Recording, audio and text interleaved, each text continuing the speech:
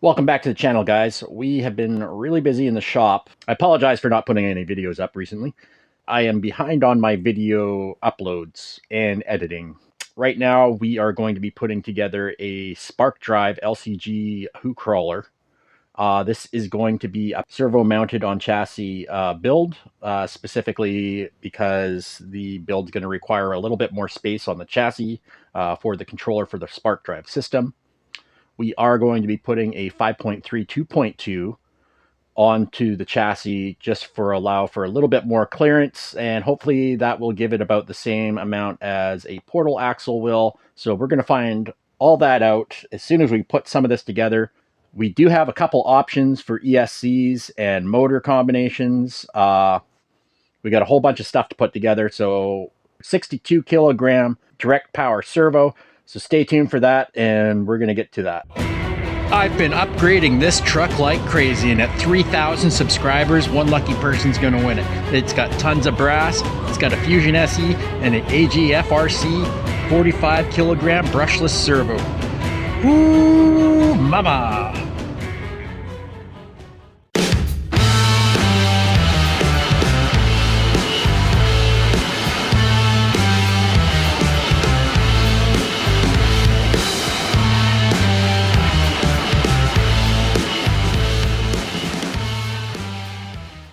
All right, back at the bench. So we have a few combinations of ESCs I can use. The first being we have a Rhino crawler with an 1800 motor. Now this is, I would say, more the economical friendly motor, as this is a 540 spec. It's not quite as small as the one I have in my Choppa Capra. They do have a more expensive version that's about this long, so it's about a centimeter shorter. Still pretty powerful motors, not a bad system. This one was about $35. The more expensive one is about 70 Canadian, obviously. So that's the first one. The second one is I just came across this in a bundle sale. I have an X2 Micro X2, and this is good up to 4S and does have BEC, but we won't require the BEC. Because we're going to be using a direct powered servo. Now I can obviously use any of my choice of censored motors. This one here I think is, what is this, 28? Yeah, 2280. We also have this is a 2850 motor, so we have different motors for different things. So got a few different choices here, and we also have some other Castle products too for ESCs. I have a Copperhead and a Mamba X as well that we can use. But I want to keep this light, because if we can get the truck light enough, we could actually use a Fusion Mini 16. These are good up to 2 pounds on a crawler. But it only goes up to 3S, so we'll see. We'll toy around, we'll check it out. We're also going to be using some RC lines, double bent links, a OD3 transmission, and I'm going to be reusing my Gatekeepers shocks, because these are a really good shock. So we're going to clean these up and get some oil in them. Yeah, these definitely need to be cleaned. They haven't been serviced in some time. So here's our hoo crawler chassis. It's all wrapped, nice and sealed pretty tight. And if you didn't know this, this is a V4 knockoff of a G-Speed. But the parts are a bit different. The bed's molded, and the dual servo mount is aluminum. Skid plate is Dalaran, and the rest of these parts are all aluminum. All right, so we've got most of the chassis put together. We won't be able to put the skid plate in until we get our links together. Everything else that's left here is going to have to go through the skid plate right here.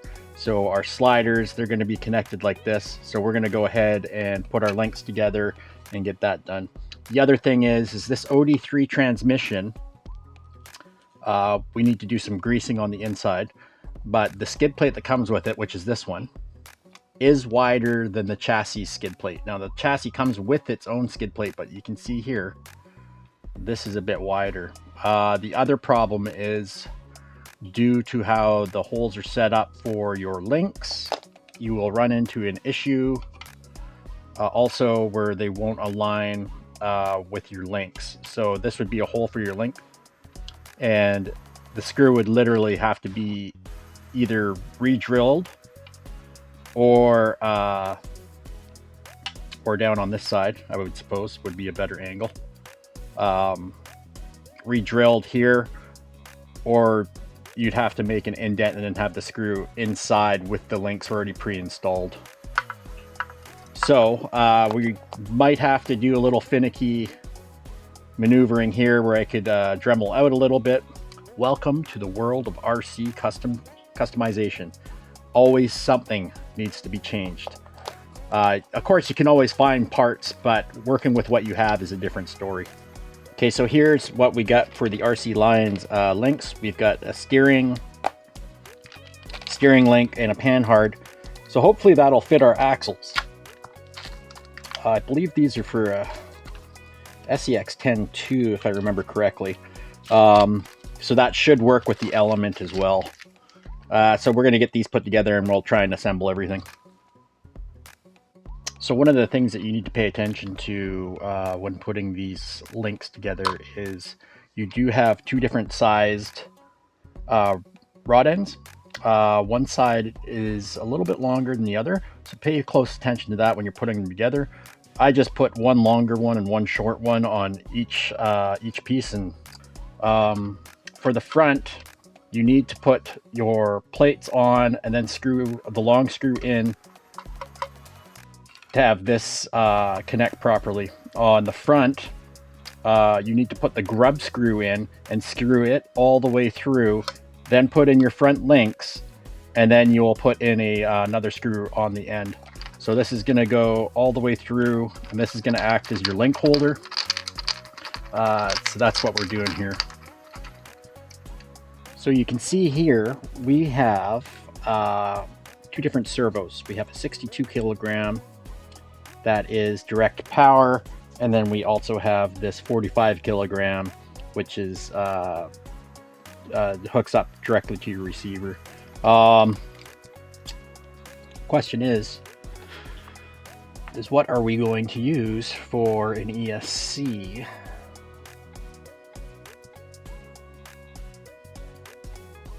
I think we're probably going to go with the 62 in here because this is going to be too tall to run behind the servo or behind my axle on my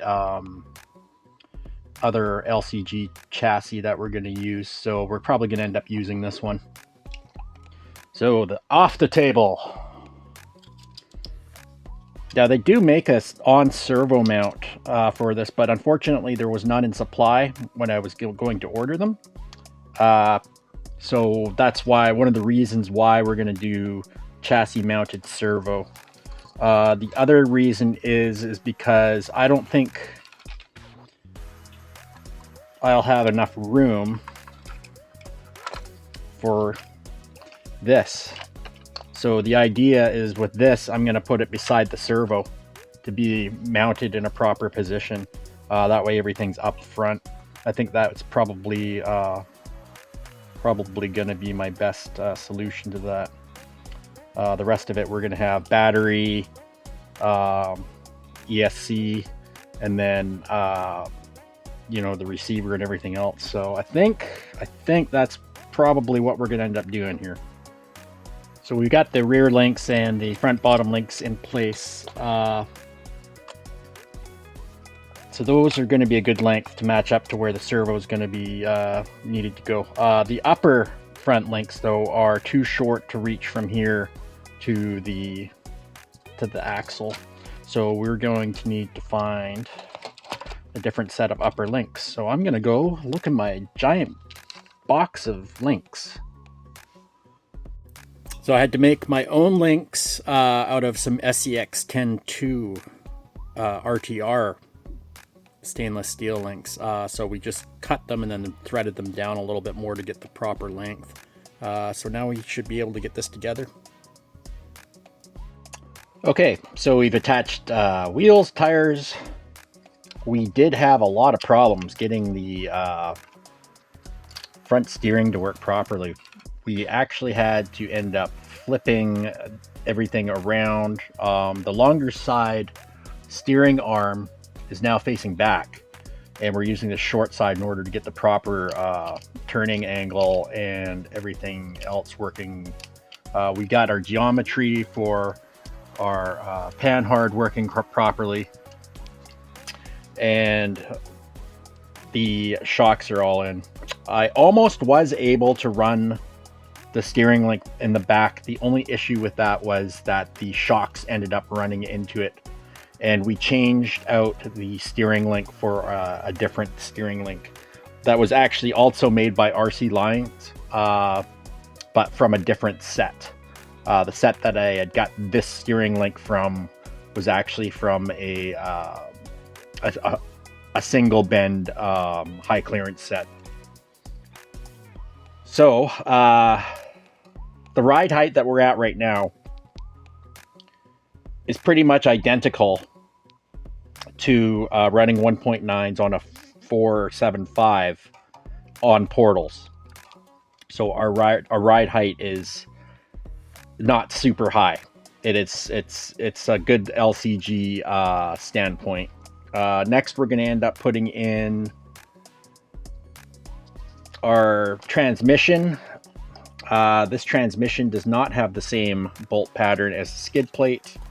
We're going to see what needs to be done with this, and we're going to try that out. We might be able to sneak it in. I'm not entirely sure yet. It will probably need a spacer of some sort. Now, we did run into an issue with the transmission fit. The OD3 transmission is a no-go for this truck. And the reason for that is because the side that the motor is on does not work with the layout and the links. Without it being too high, of course. I could always raise it up.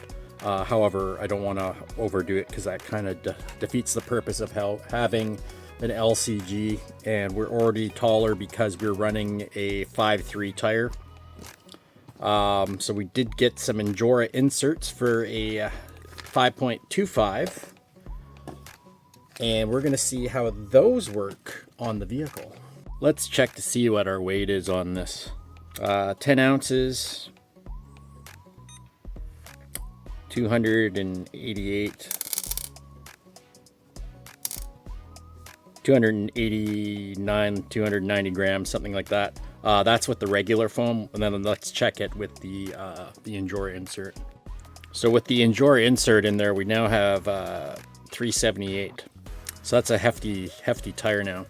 And one thing I did not realize is those Canyon Trails came with a two-stage foam in them, and that's not a great foam. Pretty stiff. This is nice and soft now compared to what it was. Oh yeah, way better. So we're gonna try and see how those are when we get the truck running just as they are. I mean, they're pretty good. Supple. And we did cut these tires to be a more aggressive tread pattern. I've used this tread pattern on the 1.9s and always had really good luck with them. Very, very nice tire. Still one of my favorites. Not the best, but it's still one of my favorites. So let's do a compression test against each tire. So we got the Endura foams in one, or Endura silicone inserts in one, and this one's the Traxxas, so you can see the difference there, hey? All right, and these foams can go into the foam bin. Kapla! The other thing was, I had a real son of a time trying to get the panhard and everything to collapse as much as without as much bump steer as possible. Bump steers when the track moves. In a regular vehicle, this is called a track bar. But I did have to make my own link there in the back, and that was made out of an old axial link from an SEX 10.2. And it's just a very simple link. It's just a 4mm stainless steel rod, and then they just threaded it with a die. So I just put some threads on it, cut it, and bent the link to length. So that's gonna work out pretty good. We got the steering right up against the pumpkin, and that's at full maximum angle now. So it can turn as far as it can go on both sides.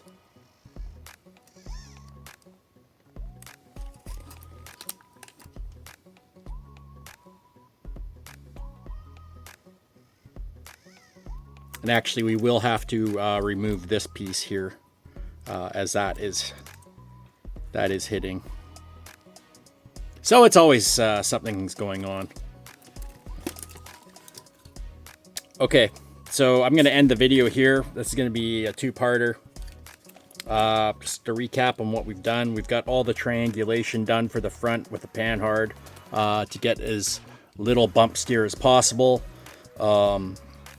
We've widened the track width with hex extenders or hub extenders on the wheels. We've also added in brass to all four corners. We've put in inserts. We've siped or we've snipped the front tires. We haven't done the rear yet. And we've got our drive shafts to length, although that might have to change due to a different transmission. This transmission just won't work. It's gonna have to sit too high in order to clear here. So I think we're just gonna go with a too low transmission, and I don't think we'll have any issues with that. That should be coming in the next week in a little bit. So that's what we're gonna do. We're gonna wait for that to come in, and we'll get that finished. And then we're gonna decide what we're gonna use for an ESC. I haven't decided that yet. I don't know if we're gonna use this Rhino Crawler ESC or what's going on there. So yeah. And by the way, guys, the channel is 1 year old today on the 11th. If this video gets up tonight, it might not. But congratulations to us. We've made it one full trip around the sun. So at that point, we're just gonna say, until next time! Careful, guys.